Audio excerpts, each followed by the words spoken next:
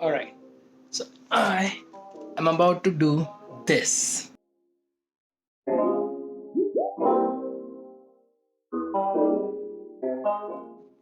Fun, right? Yeah, so basically, I am going to California today. So I am right now in Boulder, Colorado, and essentially, I am taking the longest and the most time consuming route that anybody could take to going to California, and that's by the train. And yeah, follow along on this insane train ride across US that covers 4 states. I'm guessing four. Yeah, I think it's 4 states across US, and enjoy the great views that are upcoming.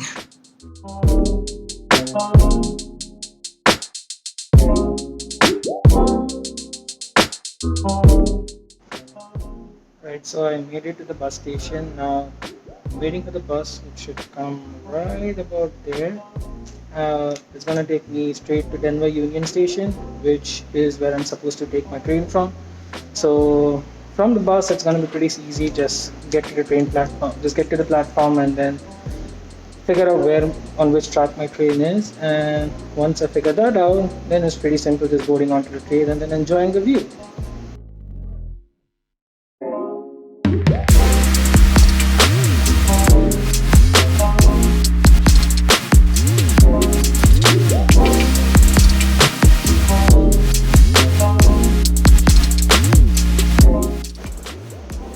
Just made it to the train station. The train has pulled into the station, like onto the track. So I'm gonna figure out as to how to board in and as to what to do and everything. And I'll see you inside. So the boarding process was fairly simple for me as I didn't have any checked bags. All I had to do was just stand on the platform and in a designated area, and the conductor would come and scan my ticket, and he would just direct me as to which coach am I supposed to go into.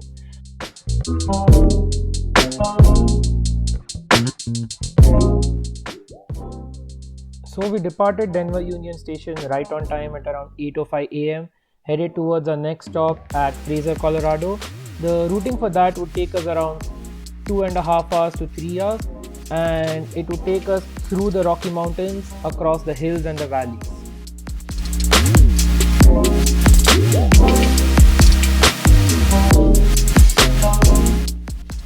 So while we are not yet at the Rockies, I'll just show you around my seat that I'll be spending the next few hours of my life in. You've got a tray table right in front of you that extends out towards you as well. You've got a footrest as well, and the seats are very comfortable. Actually, they are much more bigger than a typical airplane seat, and they would recline back completely. And at the same time, you also got a footrest, a leg rest as well, which comes extends out from underneath the seat, so you can have your legs flat as well while sleeping. Since the seats are quite big enough, you could actually turn around as well when you're sleeping through the night. So one of the most amazing part about the California Zephyr train is the lounge car actually. It's a car where you could just sit and talk and interact with people as the views are passing by. And the best part about this car is that the windows are on the side and at the top as well. So you could get a much better viewing experience than you would get when you're sitting on your seat or such.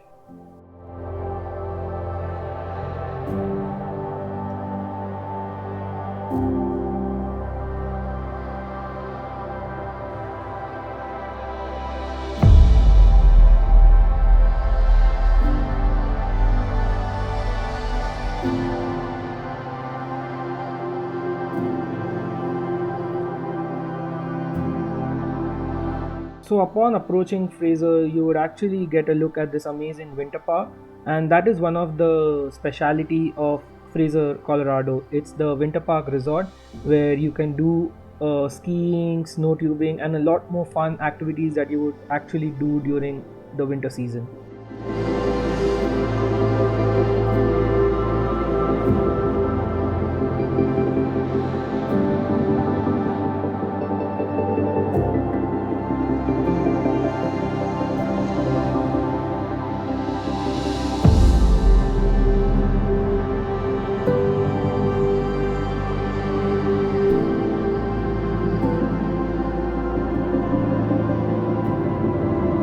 So the next clip that you're about to see is actually the most amazing view that I would say I got from this entire trip. It's just so amazing and breathtaking for me. Take it a look for yourself.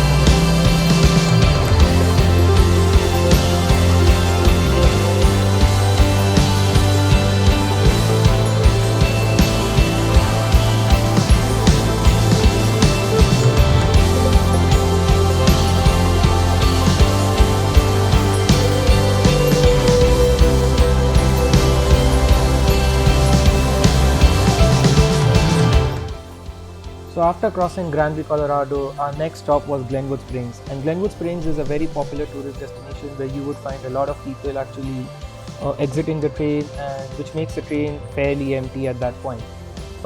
After crossing Glenwood Springs, you kind of exit out of the hilly areas and everything. So you won't see a lot of snow actually. And we were heading towards Grand Junction, which is the last stop in Colorado. And after that, we enter into Utah.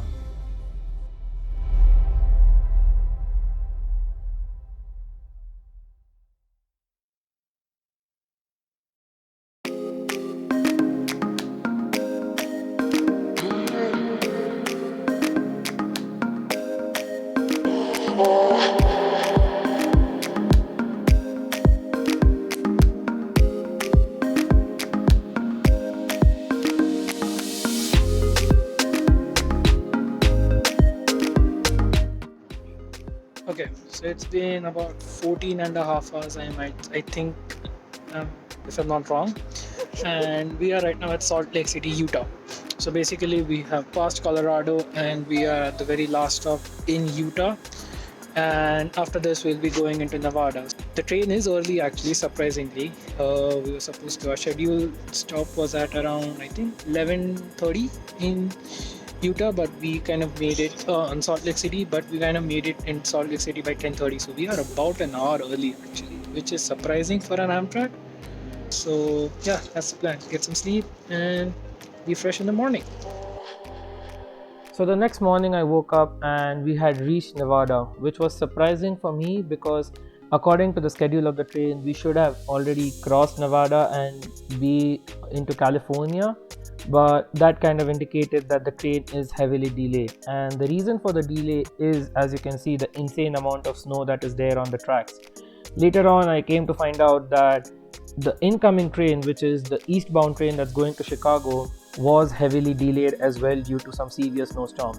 And since there is only one track that both the trains can share, we had to give way to the incoming train. So I was hoping that once the incoming train passes by, we would then be able to go forward. So once the incoming train had passed, we were given a green signal to go forward. But just look at this clip as to how bad the snowstorm really was ahead of us. There is barely any visibility, and I was still surprised that the train was able to clock 120 kilometers per hour in that kind of a zero visibility weather. So once we passed this insane snow stormy area with close to zero visibility, we were kind of cruising across Nevada, heading towards Reno. And that's when our attendant actually told us that we won't be going any further away from Reno as there's an insane snowstorm happening between the border of California and Nevada. So we'll be stopping there for a while. Okay, so it's day two. It's right now 3:20 in the afternoon, and we are currently stuck in Reno, Nevada. Basically, what has happened is that the track ahead is complete through a mountainous region, and there is a massive snowstorm that's happening apparently, which has caused a massive delay for us. So we are essentially stuck in Reno. We reached here at around 11:30 or something, and we are stuck here till 5. And that too will be told at 5 or 4 something as to what's the status going to be ahead, if we will be able to go forward, like has the track been cleared or not, or if we'll be staying here for a while, or we'll be basically heading back.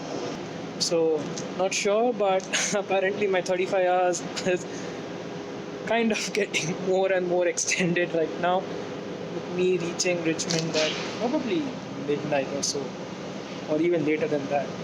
Let's see what happens. All right. So this a change of view is because I'm right now in a hotel. So let's back up a little bit.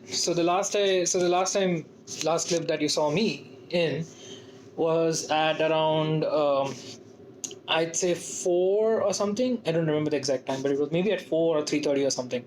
And that's when I said that we had a delay and we were going to be stopping there till 5, and hopefully from there we'll go ahead. So what happened was that our attendant in the train actually said that we might move ahead at 5, and so at 8 basically they announced that okay, Union Pacific has basically closed the mountain. They were not able to clear the mountains due to the severe snowstorm, and because the fact that they have closed the mountain, they have essentially terminated the train, which meant that for all of us, all the passengers, what has essentially happened is that we'll not be going ahead, and our tickets are essentially cancelled from that point. So, or what Amtrak did was basically they told us to deboard the train, and they'll basically accommodate us into a hotel for the night, and hopefully next morning, like tomorrow, the train behind us, the California Zephyr, the train behind us is gonna come again into Reno tomorrow at 8:25, and hopefully if that's on time, and then they'll try to accommodate us into that train.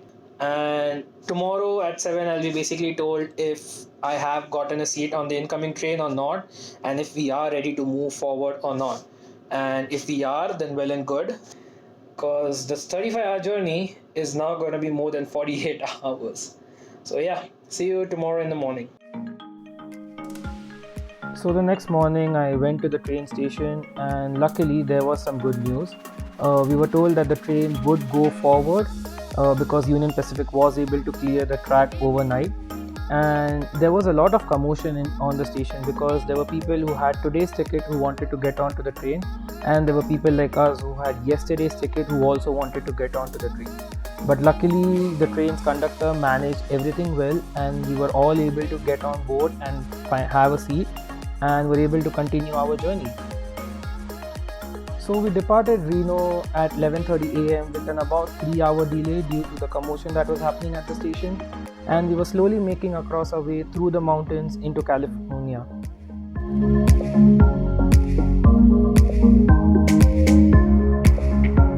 And you can see from this clip that there was a track besides us, right besides us, and due to the insane amount of snow that had fallen the previous night, the track was completely covered with snow to the point where nobody could actually tell like, okay, there is a track right besides us.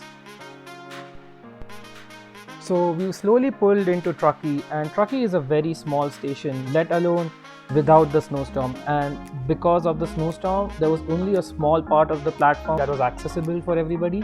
So the train had to stop multiple times on that platform just so that they could let everybody from each car get off. And as you can see from this clip that how bad the snowstorm was the previous night and how badly the entire platform was covered in snow.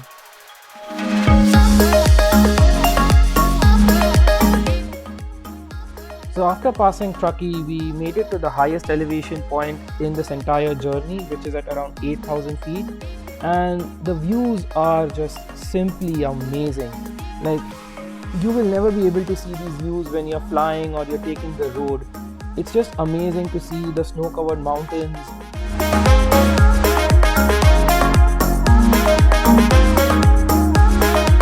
at around 6:30 p.m. we reached Sacramento after passing through all the hilly areas, the mountains and everything. And this is one of the stops where you could actually get off the train and kind of stretch your legs and just relax a little bit.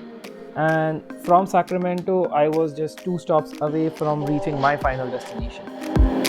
So after traveling for 60 hours, which was initially supposed to be 33, I finally made it to Richmond, California. The whole experience has been entirely amazing. From traveling through the Rockies, through the Utah state, entering into Salt Lake City, and then traveling through Nevada and facing that entire massive delay of an entire day, then passing through California through the highest elevation point. It's just been entirely amazing for me. A big thanks to the conductor of the train who managed to sort out the entire commotion and get us all on board the train for us to continue our journey. So a big thanks to him as well. And it's just one of those experiences in my life that I don't think I'll be able to forget anytime soon. So I thank you all for sticking across to the end and watching the entire video. Hope you liked it, and thanks for watching, and see you next time.